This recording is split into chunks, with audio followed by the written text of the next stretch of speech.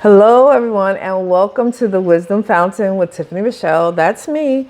I like to first start out by saying thank you to everyone who's joined me, whether you are watching on YouTube or if you're listening on the podcast. I just want to tell you I appreciate you for showing up and spending some time with me. With that being said, I guess I'll jump right into it. You're probably going, well, who are you? So just to reiterate, last week I launched the Wisdom Fountain on social media platforms after being on about a 3-year hiatus. So I gave a little bit of information last week, and I just want to continue to build on that so we can continue to build our relationship and move forward, and then we can start getting into really meaty conversations. So who am I?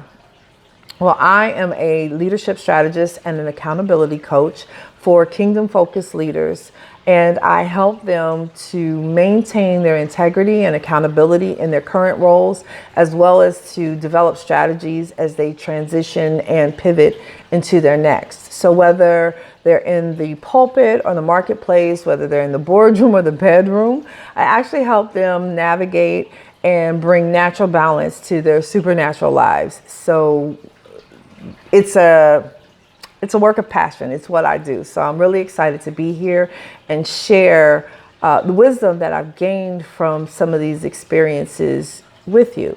So what type of leaders am I talking about? I'm talking about high functioning, high impact leaders. So you may think of an Oprah or a Tony Robbins or someone who has a large variety of followers and listeners and who is known to pour out their wisdom like a fountain. Well, even those people need someone that they can confide in and to help them to navigate their lives. So that would be me. I'm that kind of person. No, I don't work with Oprah or Tony, but I'm just using that as an example for you to understand the work that I do. I spend my days and nights and sometimes really early mornings with these type of leaders as they navigate the changes and the transformations and the transitions that happen in life. No one is perfect, and no man is an island. So every one of us, myself included, need help. We need support. And so I created the fountain as a place for these leaders who continually pour out their wisdom to actually come and receive nourishment, for them to receive a listening ear, for them to receive a drink from a fountain of wisdom, just like they are for someone else. That way they can go back out, continue to do their job, and not be burnt out. And I guess one of the easiest things to say is that I have endeavored to be the leader, the person that I needed and continue to need as I go through my transitions and work on my assignments here in this life, in this form. So with that being said, I want to first get into a little bit of defining what I view wisdom as. I like to be of one accord so that we all have a clear understanding of what the conversation is, because we're from different nationalities, we're different age groups, we're different sexualities, we're different regions and countries. So definitions can vary from place to place. So you will find that a lot of times I will use a working definition. It is by no means the only definition. It is by no means the only right answer. It's none of that. It is just an established place for all of us to meet and be on a singular understanding. So I want to start with the definition that I want to use for wisdom. So wisdom, there's several definitions in here, and I kind of like to put them all together, but I'm looking down at my computer right now, so don't judge me. Wisdom, the ability to discern or judge what is true, right, or lasting. Insight. 2, common sense, good judgment. We know there's a questionable level of that right now in the world. And 3, the sum of learning through the ages, knowledge. I'm going to pause for a second, and then I'm going to read the Wikipedia For some reason, I can't talk. The Wikipedia definition. It says wisdom is the ability to contemplate and act using knowledge, experience, understanding, common sense, and insight. Wisdom is associated with attributes such as unbiased judgment, compassion, experiential self-knowledge, self-transcendence, and non-attachment, and virtues such as ethics and benevolence. Wisdom has been defined in many ways, including several distinct approaches to assess the characteristics attributed to wisdom. So I'm going to stop right there. We are in a time and a space where we must move with wisdom.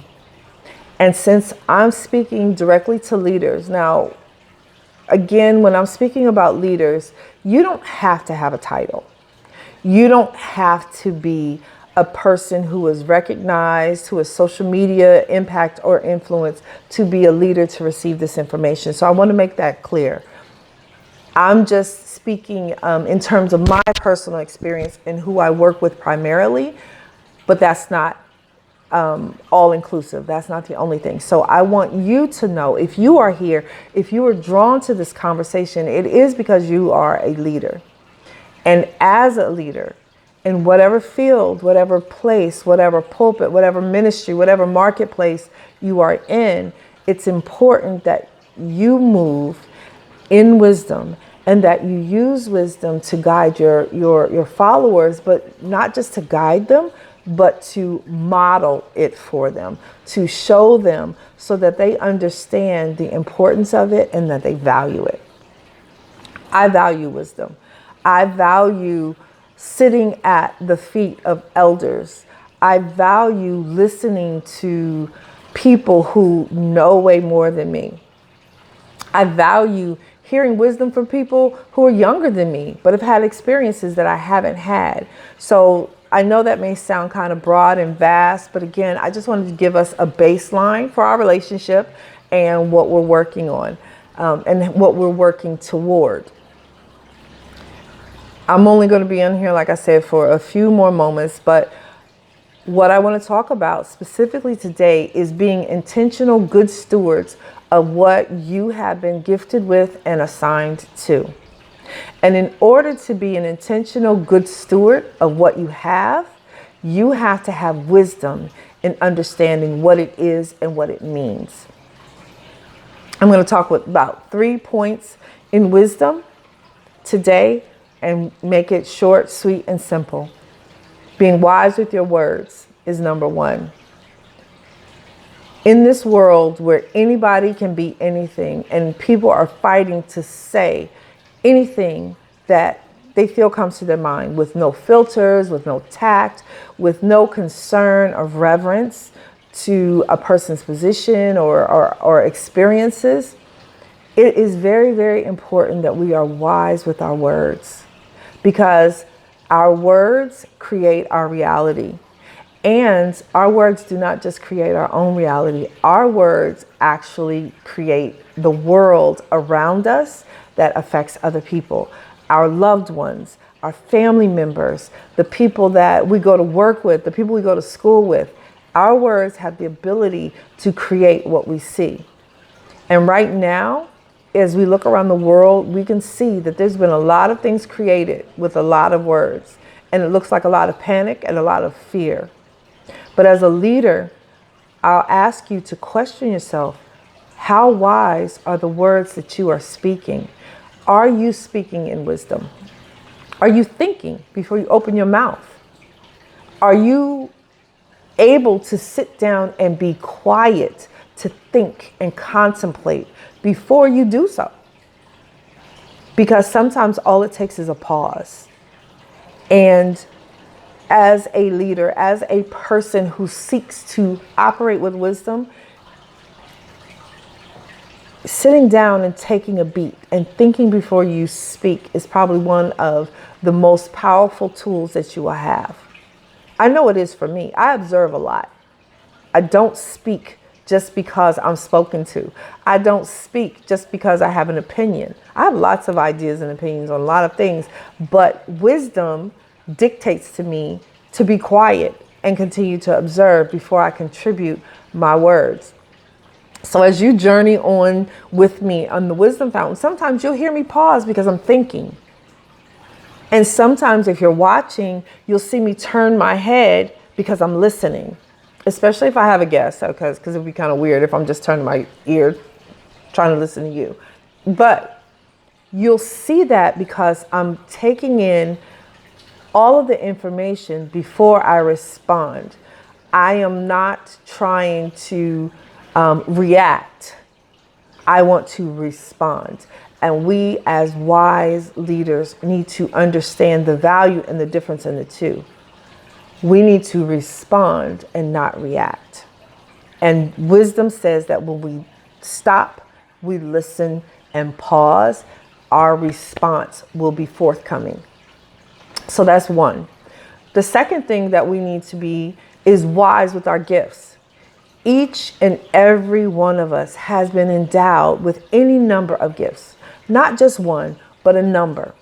We have been blessed. Our families have been blessed.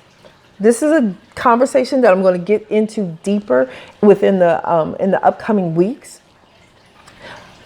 But I want to address just a small portion today about our gifts. What are your gifts?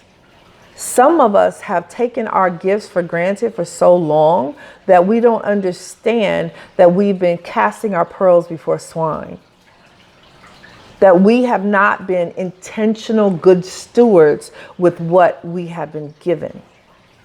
And some of us don't even think we have gifts because we have been operating under the assumption that we're cursed.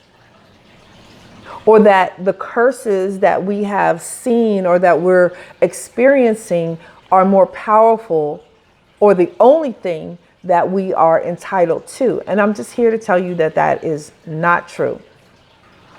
But in order to use wisdom about our gifts, we have to first identify and acknowledge what those gifts are.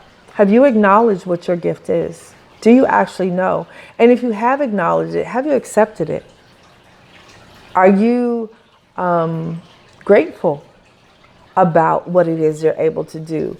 Or are you shy and self-deprecating to think that, oh, I'm nothing special, or I shouldn't even talk about it because it'll be boasting? Those are all questions around the stewardship and the wisdom of our gifts. I've had years of experience where with my gifts, I didn't know what they were. So because I didn't know what they were and I didn't have a firm understanding of what the purpose of them was, I would cast my pearls before swine. I would help any and everybody just because I could. I would show up for everybody else's cause because I felt I didn't have one. I would do just because I could. And while I never felt like I was used because I was pretty handy with the no, I still did not see the full appreciation or the full understanding of my gift because I was just giving it out without good stewardship. I was giving it out because I didn't have a plan for it. I was giving it out because I didn't have an understanding of it. So that's the second thing that I want us to look at and think about as a leader. And the final thing is, are you wise with your assignment? What is your assignment? Or, in other terms, what's your calling? What's your purpose? Anyone who knows me or has taken any of my master classes understands that I don't believe purpose is a one-stop shop. And I don't even believe that we have one assignment in our lifetime. We have many assignments. Our purpose changes and evolves as we grow and as we learn. But do you know what your assignment is for right now? For this period in time, what is your assignment in this world? It's not to be here living in fear. It's not to be just partying like it's 1999. It's not to believe that you're not special. What is your assignment? When we understand what our assignment is, then we're able to be focused and move forward with intention and purpose. And this helps us to be intentional good stewards, again, of what we have been given. It helps us to be intentional good stewards of our words, because we understand that what we're speaking, we're creating. If I'm wise with my words, and I'm wise with my gift, and I'm wise with my assignment, then the chances of me finishing it and getting to the finish line and completing the task that I have been sent here for this time to complete are much greater. So again, like I said, I don't want to take up much of your time to speak today. There may be some times that I may speak longer. You may see me in person and I'll definitely speak longer. But I would just like to leave you with that conversation of wisdom. Are you being wise with your words? Are you being wise with your gifts? Are you being wise with your assignment?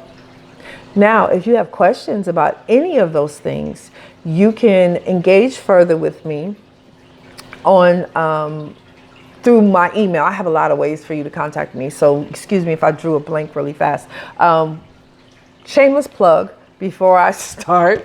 I am the best-selling author of this book, Dear Leader, a personal guide for leaders through peace, pandemic, and protest. So if you want to know any of the conversations that I believe in deeply and strongly, you can get this book. You can go to dearleaderbook.com and you can get it there. It's also on Amazon. And to continue the leadership conversation, you can email any questions, any comments to visitthewisdomfountain@gmail.com. I am formulating a group, so if you want to join our Facebook group, it is Wisdom Fountain in groups. I don't know all the URL and the HTTPS, but it's Wisdom Fountain, so check that out. But I encourage you to continue to come and to engage. If you would like to be a guest on the podcast, on the YouTube stream, please email me, message me. I would love to have leaders with wisdom to pour out and to share here on this platform. As the weeks come up, I will be looking forward to engaging more with you, sharing more things with you as they come. I appreciate your patience. I appreciate your interest. I appreciate your time. And again, I look forward to seeing you once a week. So far, I'm going to do Wisdom Wednesdays. I know you guys are like, what is wrong with her? There's really nothing wrong. I'm just really honest and raw, and I don't believe in perfection. So you're going to get all the rawest parts of me when I come on here. I'm going to try to make it as, as nice as possible. But it'll be Wisdom Wednesday. So every Wednesday you can look forward to hearing some words of wisdom here on this space. But just reach out, and I look forward to engaging with you more at the Wisdom Fountain. Thank you once again, and I'll see you next time.